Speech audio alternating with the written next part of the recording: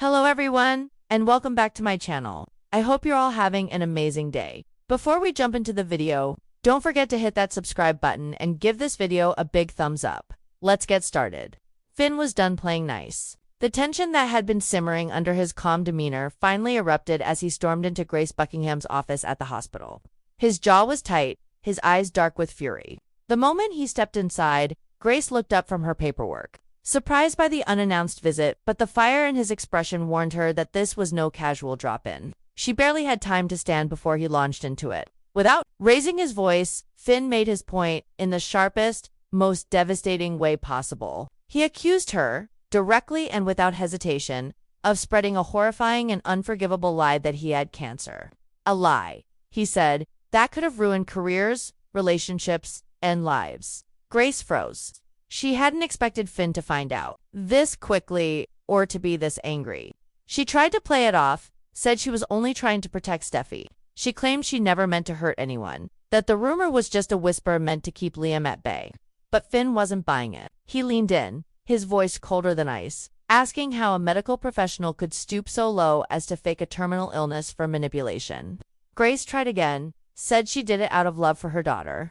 Finn countered, love doesn't look like this. Love doesn't weaponize disease. What she did wasn't love. It was sabotage. She looked shaken, but Finn didn't stop there.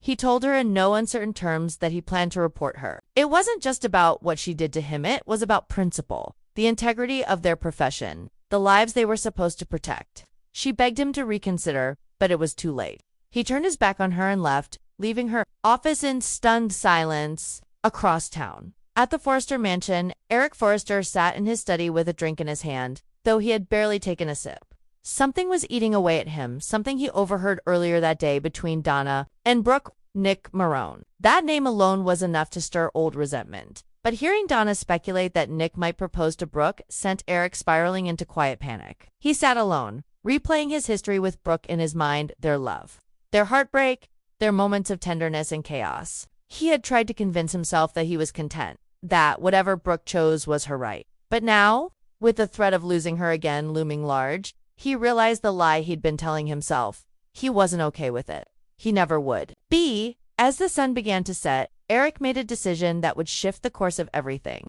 He had to talk to Irby for Nick did. Back at the hospital, Grace sat alone, shaking. Finn's words haunted her. For years, she had been able to justify her manipulations. She told herself she was just protecting her daughter, guiding people in the right direction. But tonight, she had no excuses. Her career was on the line, her reputation, her relationship with everything felt like it was unraveling faster than she could fix it. And worst of all, she knew Finn was right.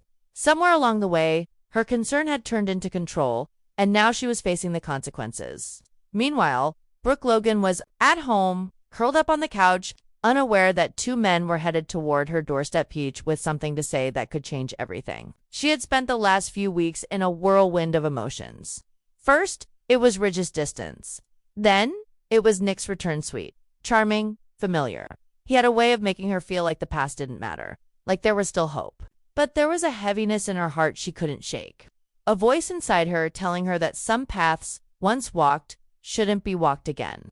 And yet, when her phone buzzed with a message from Nick saying he needed to see her tonight, her heart fluttered. She thought she had made peace with the past. But now, the past was knocking loudly. Eric arrived at her door before Nick did. When she opened it and saw him standing there, her heart skipped. He looked vulnerable, softer than she remembered. Without pretense or long introductions, Eric confessed that he still loved her, that he never stopped, that he knew Nick was probably about to propose, and he couldn't let that happen without telling her the truth. Brooke was stunned.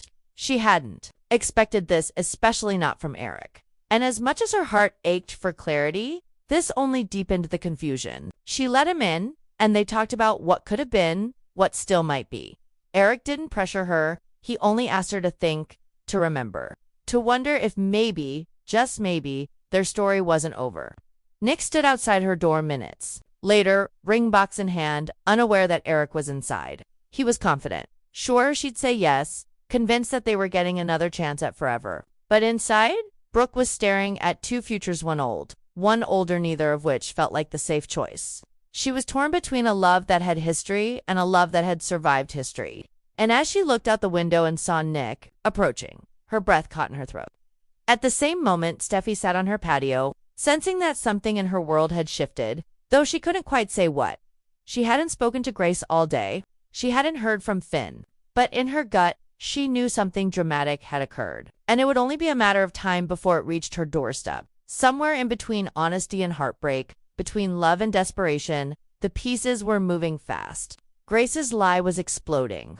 Eric's confession was out in the open. Nick's proposal was seconds away, and Brooke, she was standing in the eye of the storm, heart pounding, unsure which way to run.